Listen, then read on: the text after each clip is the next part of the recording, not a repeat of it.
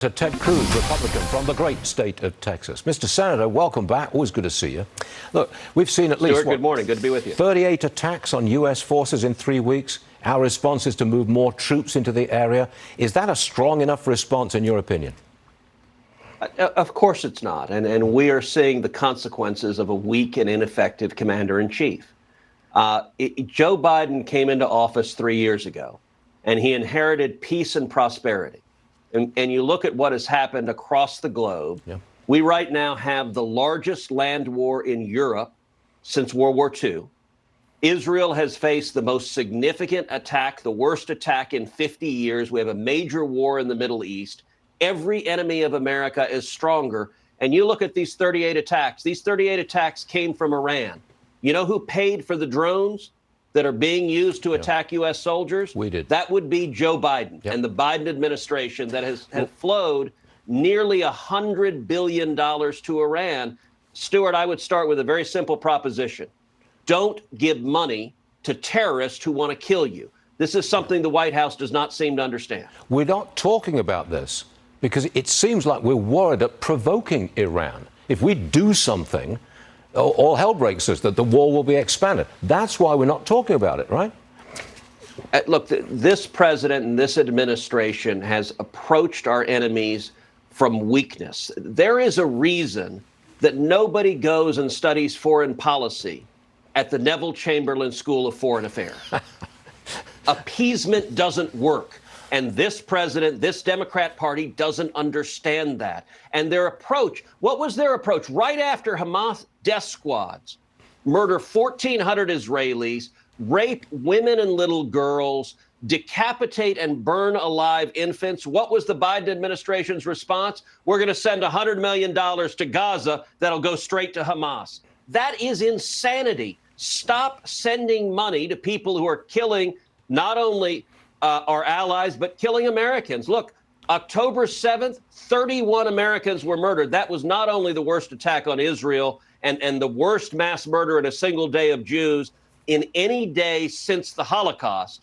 It is also one of the worst terrorist attacks in history on the United States. 31 Americans were murdered that day. A dozen Americans are still hostages from these animals. And these are vicious monsters. I'm sorry. Anyone that puts a baby in an oven, that is literally what these death squads did. Those are Nazi tactics, and they're carried out for Nazi purposes. They were doing that simply because they're Jews, and yet this administration has funded it, has enabled it, and since this war started, has undermined the government of Israel significantly, including going to Israel and saying, you need a, quote, humanitarian pause, which is asking Israel, do not try to kill the terrorists. Do not try to take out Hamas. That makes no sense. Got it. You've got a new book out. It comes out this week, I believe. It's called Unwoke, How to Defeat Cultural Marxism in America. Tell us more about this, but the words cultural Marxism, that seems to me to be a little strong. Tell me where I'm going wrong on this. Well, I'll tell you, the book comes out actually today. Okay, so it is available in every bookstore in America today. You can get it on Amazon right now. And it explains, Stuart, many people, we look around the country and wonder, what in the hell's going on? Yeah, we do. Because it seems like the country has gone mad, that in particular, our major institutions, one after the other, has been captured by the radical left. And this book explains how and why that happened. And it lays out a battle plan. So it starts in the universities. The first chapter in the book is the universities, which I call the Wuhan lab of the woke virus. It's where the virus was created.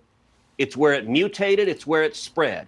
And I describe the history of Marxists going to the faculties of the elite universities starting in the 60s and 70s. And from there, it spread. Each chapter of the book takes on a different institution. So I go from universities to K through 12 education, to journalism, to big business, to big tech, to entertainment, to movies and television and sports and music, to science. And let's take, for example, big business. Look, you focus on business a lot. Yep. The chapter on big business, I, number one, discuss, 10 years ago, if I would have suggested to you that Fortune 100 companies would become the economic enforcers of a left-wing agenda, you would have said that's crazy. That doesn't make any sense at all. I would. But that's in your book. And yet now we're seeing company after company after company engaging in politics. And so I described, for example, when Bank of America and Citigroup both put out announcements saying they would refuse to provide any banking services to retailers unless they complied with their own preferred gun control policies. Mind you, not policies adopted by Congress. And I describe in the book, in the chapter on big business, I describe the leadership from Bank of America that came to my office. Okay. And they put in place a policy that says no banking services unless you... I'm terribly sorry, Mr. Senator. I've got a hard break coming up, and I would never cut Senator Ted Cruz off, ever. But I got to say goodbye. I'm going to buy the book, and we'll see you all later. Thank